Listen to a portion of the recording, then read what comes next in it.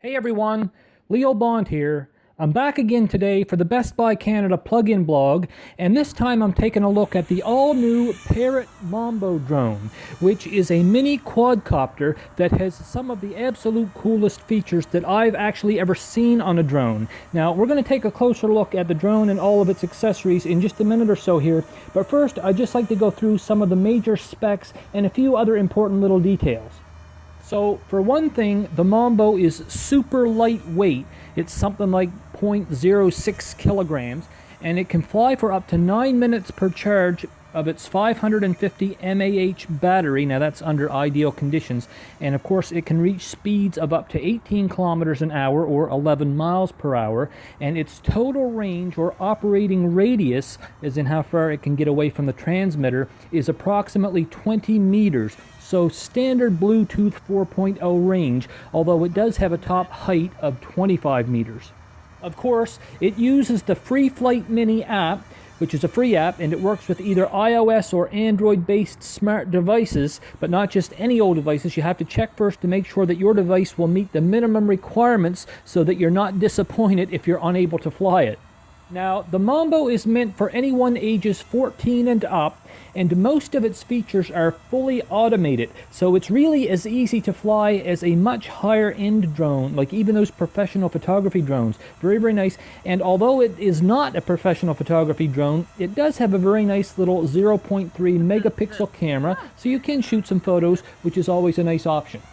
So, I mentioned that some of the features of the Mambo were fully automated, and these include an auto takeoff and an auto landing feature. And what's really great about the Mambo is that when you hit that takeoff button on your device screen, it lifts to a height of about 1 meter, and it just kind of settles there and hovers, and it awaits your next command. So it doesn't drift away like some drones do, or keep going up and away so that you can't even see it anymore. And that just makes it so much easier to fly. So I really like that. Now, part of what makes the Mambo so easy to fly are its stable flight features, and it has a few of them. For instance, there's a 3-axis gyroscope and also a 3-axis accelerometer. And then as far as sensors go, there's a pressure sensor, an ultrasound sensor, even a camera sensor. And a lot of these components, they kind of work together or cooperate to make things just as easy as possible on the pilot. So it's just so much easier to use than some of the drones that I've tested in the past.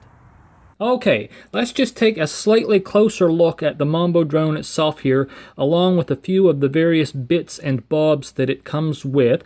And the first thing that I want to do is just to give you some sense of scale. So this is just a standard pin. And as you can see, it's not an overly large drone by any means. And it's got this very nice black and white color scheme. It's actually pretty slick looking. And it's got 4 removable bumpers. They just slide right off, and they're quite light, but with them off, you're supposed to be able to get roughly an extra minute of flight time, so that's not bad. Now, one thing that's interesting about this is that the camera is bottom mounted, and I've never actually seen that before on a drone. It's just right there in the middle, but you probably get some pretty interesting shots with that, I think. Now, the battery, which is just this little guy right here, just goes right into this big slot in the back, and you want to have this little blip here facing up. And once you pop it in, you can see that the little kind of headlights or eyes start flashing. And to charge the drone up, you've got this here USB cord, and she just plugs in right there. Now, some of the other accessories that this thing has include a very cool little cannon.